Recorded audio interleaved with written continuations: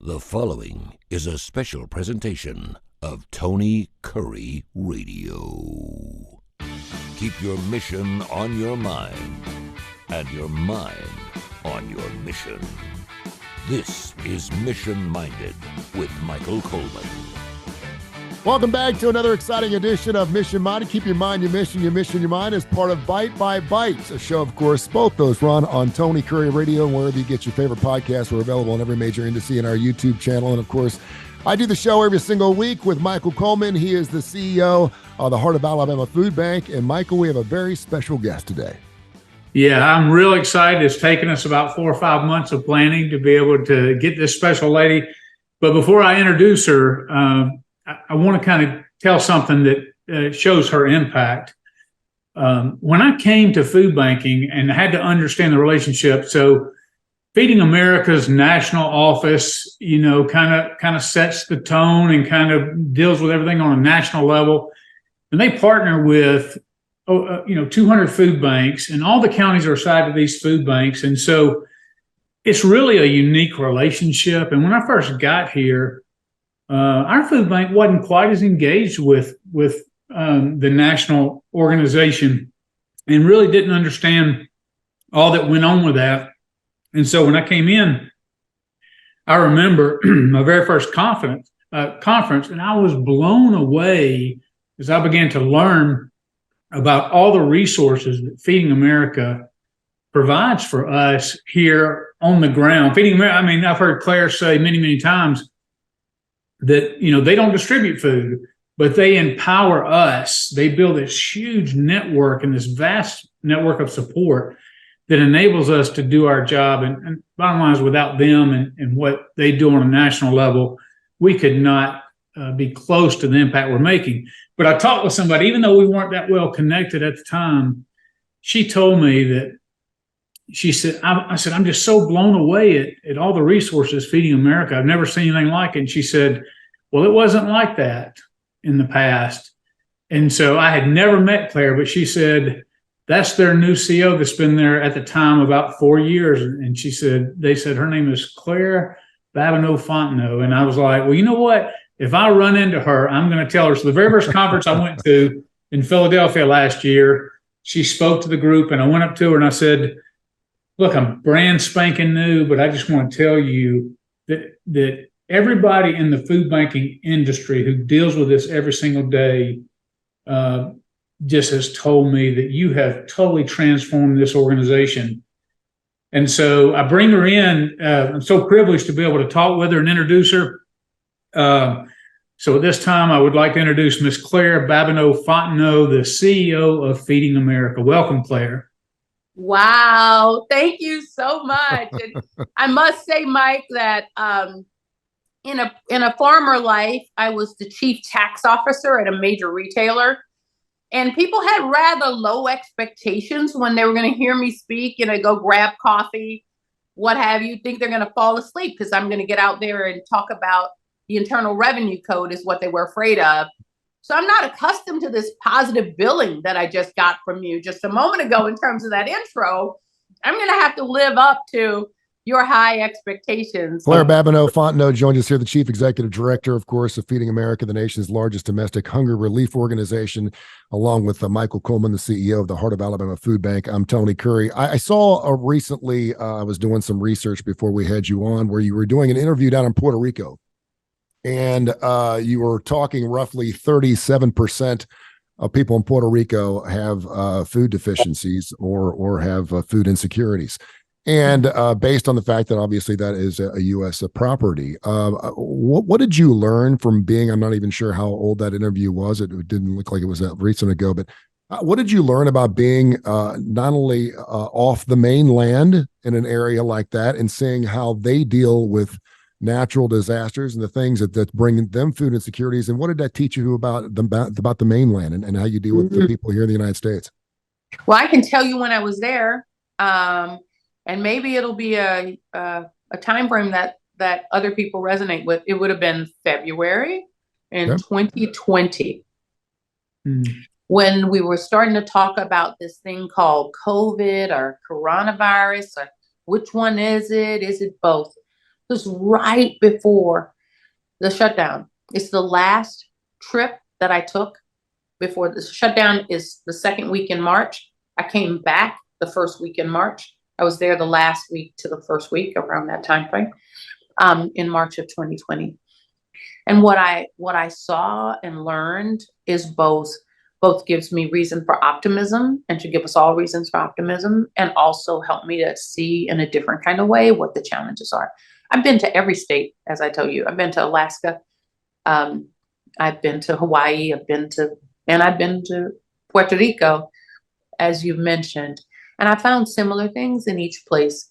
And what I saw was people being really, really thoughtful about how to create new ecosystems, how to acknowledge what's happening around hurricanes and the devastation there, how to put in place new infrastructure that assumes that we haven't seen the last hurricane that's going to hit Puerto Rico. I saw people come together in partnership in powerful and important ways. We've got some work that we've been doing together in Puerto Rico around something. We have the Food Security Equity Impact Fund, which is a special fund that got created during the pandemic when we received a substantial gift.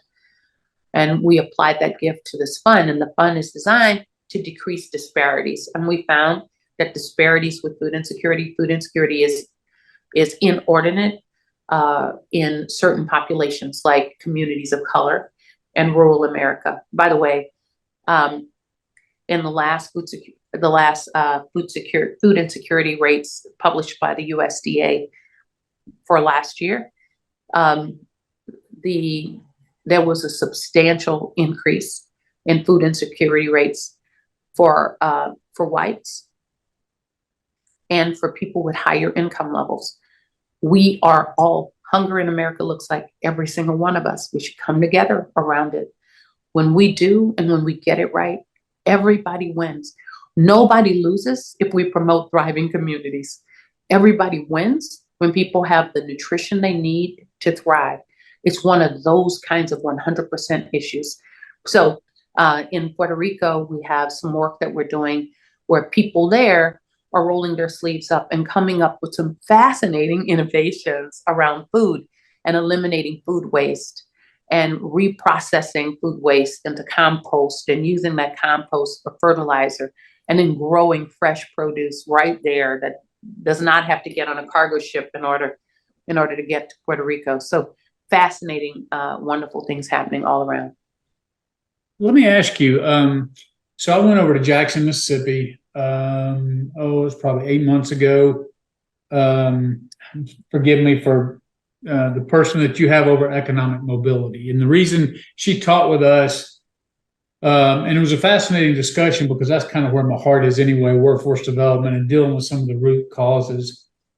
And one of the things that I anticipate is when we start talking about food banks and people in this, you naturally gravitate. You want to give people food, but you're like, I also see some of the root causes and feel like I can impact that, not necessarily solve it, but just be a player in that. Hey, I see it. What resources? How can I help in that?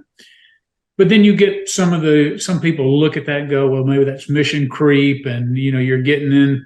So I know that Feeding America has been talking about this. That's kind of where my heart is as well, about transitioning over into dealing with some of the root causes of poverty, because we know that ultimately will affect the number of those coming to us. So can you talk about how you see that issue? Yeah, sure. So first, people experiencing hunger tell us hunger doesn't exist in a vacuum. They tell us that opportunity has a lot to do with whether or not they find themselves in that line and whether or not they can get out of it. So when we care about people experiencing hunger, we care about what it is that puts them in the line, as well as making sure that we do a fabulous job when they show up in that line. Feeding America is a vast and diverse network. The national office certainly has taken positions that we believe on the policy front have the ability to really be transformational in the lives of people experiencing hunger. And then on the local level, we have many, many, many food banks who, especially coming out of COVID, when their communities were investing in their work in ways that were unprecedented. Never before have we seen those types of investments as we did during the height of COVID. They're emerging from COVID saying, what more might we do?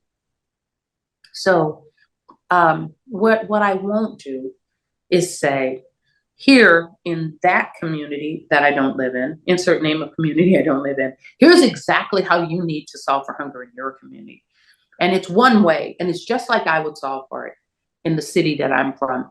I don't find that to be true. One of the things that makes Feeding America unique and part of our secret sauce is that we are so diverse.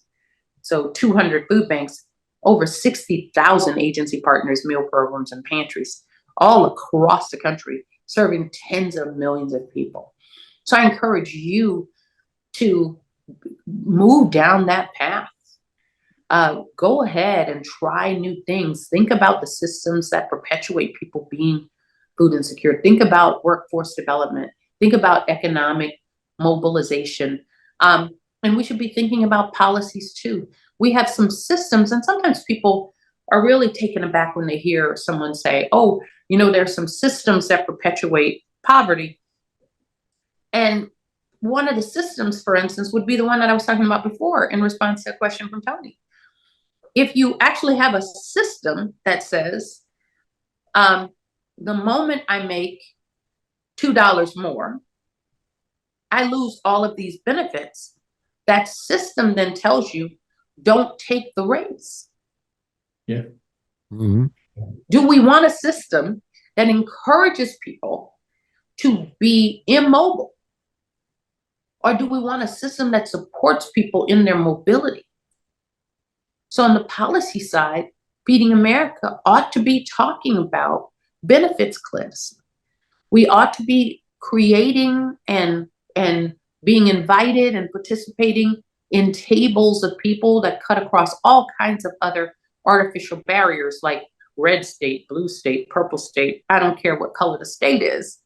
What I care about is whether or not people get access to the food that they need. We partner, we are a nonpartisan organization. On the Hill, we partner with every possible party. Yes, we do. And sometimes I'll go in and see a member of one party and they'll say, and you shouldn't even go talk to those other people on the other side. And I'll smile and they'll look at me and they'll go, you're about to go talk to those people on the other side, aren't you? Like, uh-huh, exactly. So I absolutely believe, but I think you first already know, and all of us should invest in understanding the unique circumstances of our own communities.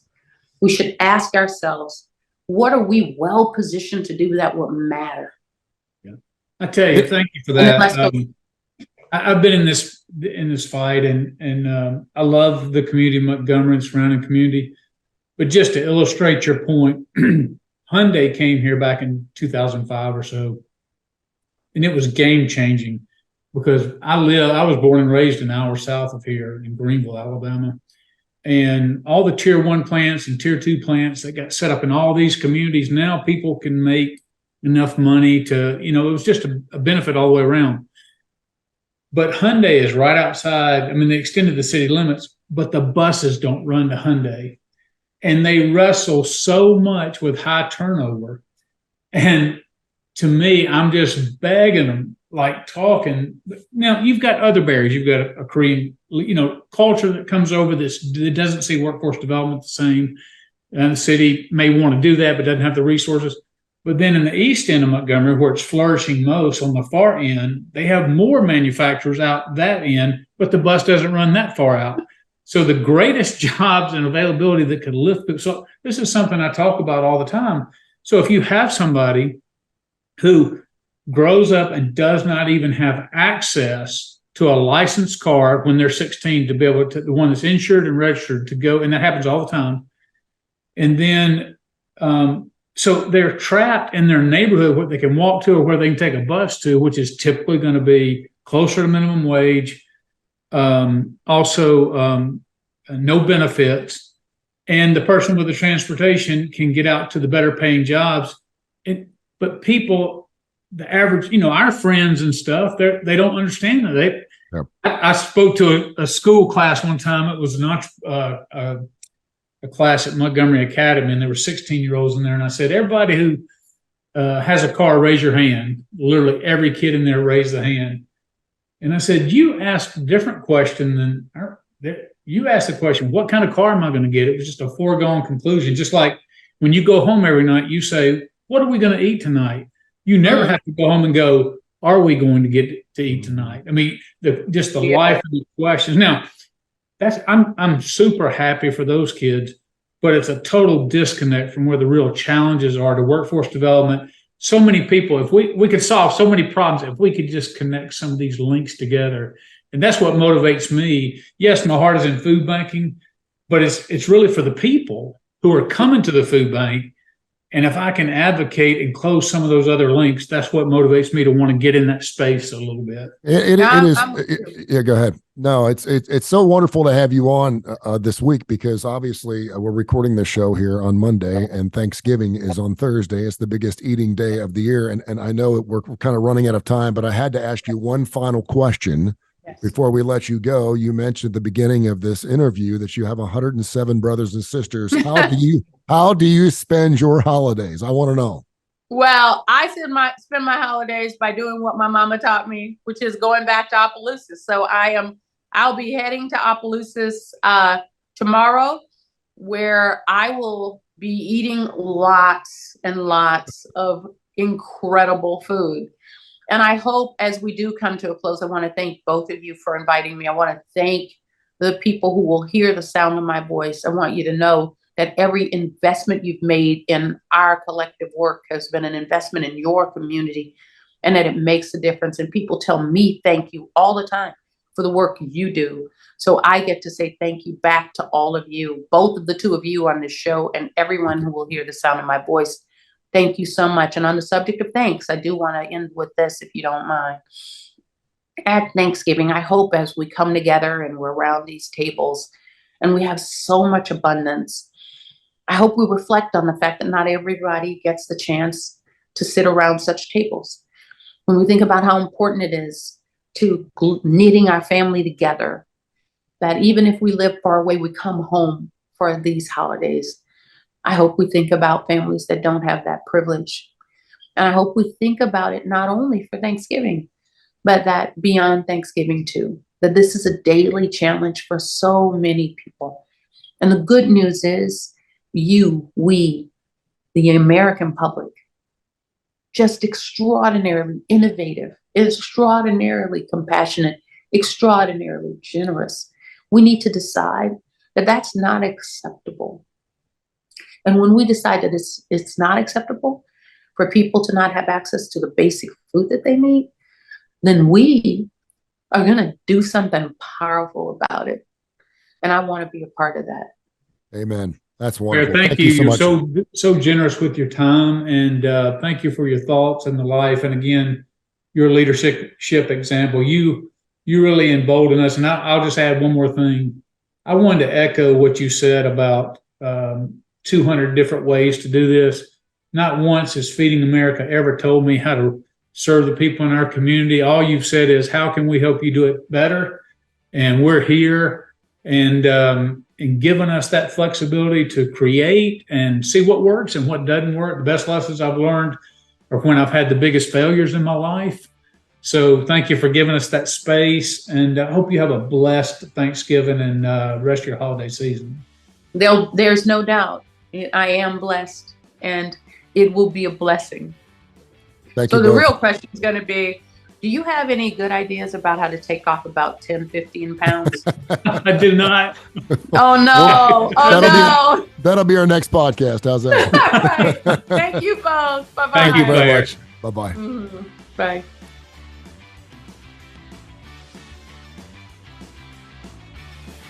This has been a special presentation of Tony Curry Radio.